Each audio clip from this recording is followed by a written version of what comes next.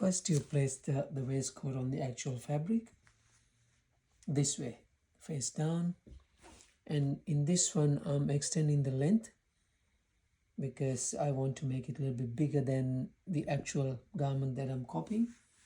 So all you got to do is just follow, get some tailor's chalk, just follow along the line and keep on tracing like that.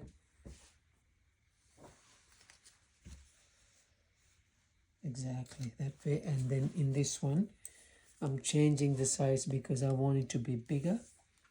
So I worked out the measurements and added all that, the length increase and all that.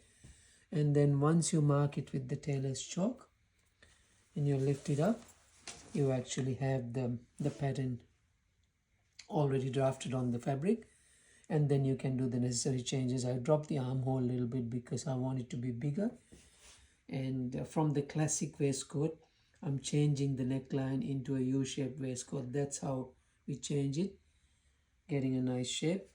And when you're marking, you just got to allow seam allowance. So this is the original mark where I got from the garment, and I have added 1.5 centimeters seam allowance. When we stitch on this line, and same thing applies here. So before cutting, just got to add the seam allowance of 1.5 centimeters. Here I'm going to leave about 2 centimeters or 2.5 centimeters extra, just in case in the future if I need to extend, that is there. But here it's 1 centimeter because that's our stitching line, and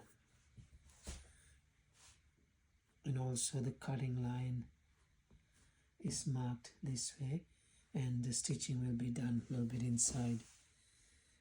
There you go.